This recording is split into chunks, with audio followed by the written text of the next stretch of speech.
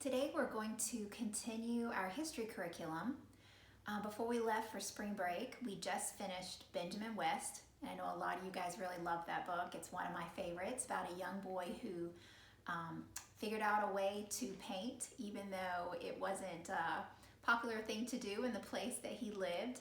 And then he grew up to be what is known as the father of American painting.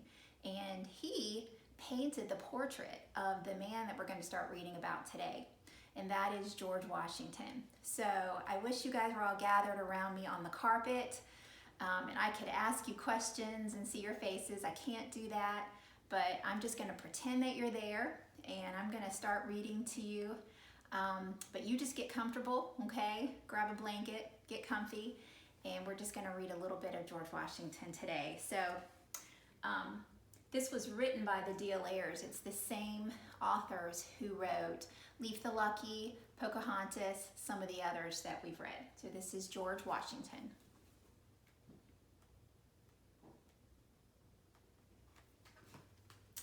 Virginia was once a wilderness.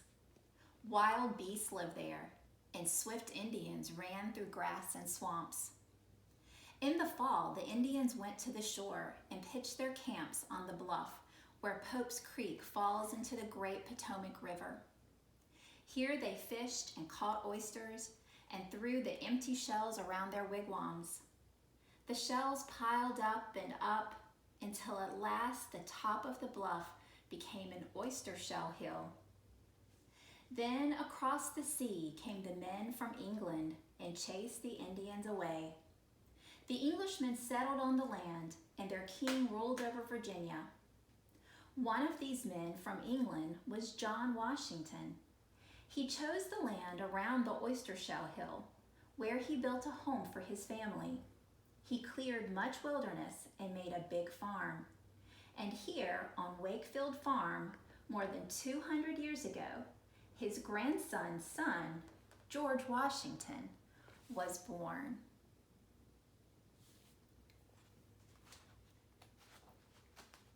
He was born in a little red brick house that his father had built on the oyster shell hill.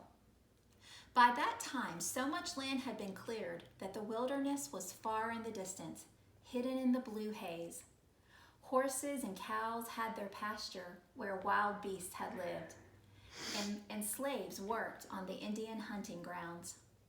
For the hunting grounds had become great fields of grain and tobacco.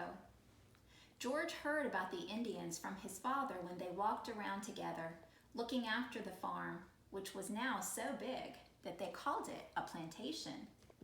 And he learned that all the family were both fed and dressed by the crops that grew in the fields. So here's the picture of the red brick house in the background. This is their plantation, and this is George Washington walking around learning about things from his father. The tobacco leaves were sent on ships to England.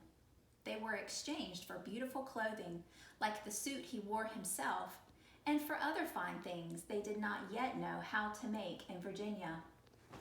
The hummingbird shot through the air, the wild turkey clucked to her chicks, and little George dug and planted in a corner of his mother's garden.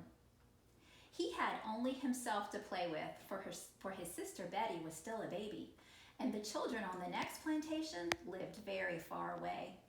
It was much too far to walk, and he was still too small to ride a pony.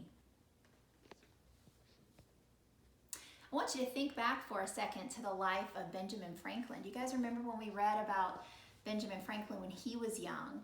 And think about the differences between Benjamin Franklin's growing up years and George Washington's.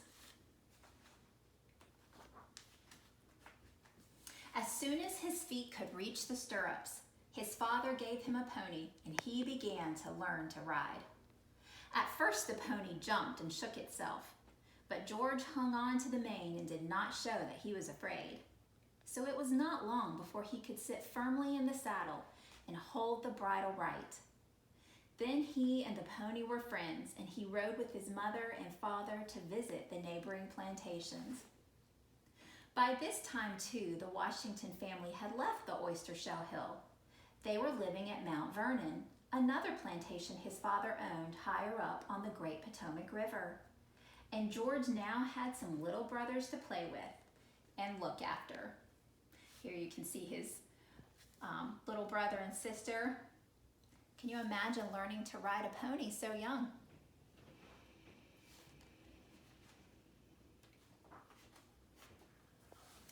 In the evening, his mother called the children together, and they all sat quietly around the fireplace in the living room.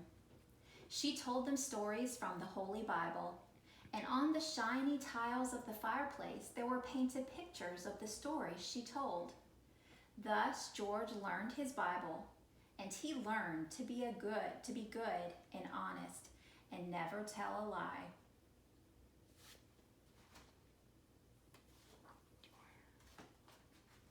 When George Washington was old enough to go to school, his father decided to move from Mount Vernon to another plantation he had bought. In a big carriage, the whole family drove through deep forests. Tall trees shut out the light, and from behind the trunks, birds and beasts peered curiously at the travelers. But George did not see any Indians, for the Indians lived still deeper in the wilderness. Even so, he had many adventures on his journey, for the roads were bad, and it was difficult to travel in those days. Every now and then, the wheels stuck in a mud hole, or a rotten tree fell straight across the road.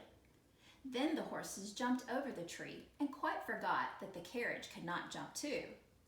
But the Washingtons reached Ferry Farm on the Rappahannock River safely. That was their new home.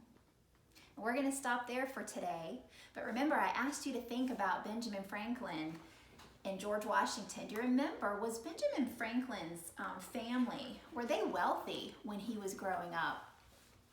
You might remember the picture of Benjamin, and I think it was, like 10 or 11 brothers and sisters all sitting around the table. They lived in a tiny little home there in Philadelphia.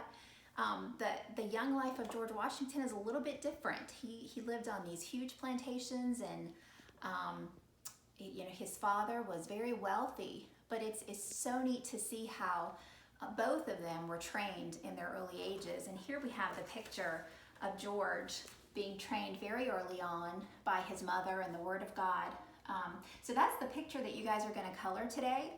You will find this behind the tab in your binder. So look behind Monday and you will find this picture. And you guys know what to do. I know you've missed putting your pictures in your notebooks. So you'll get to color the picture and then cut it just like we do in class and put that in your notebook. And then I have a sentence for you to write as well that will be in your assignments. So we'll read more about George soon.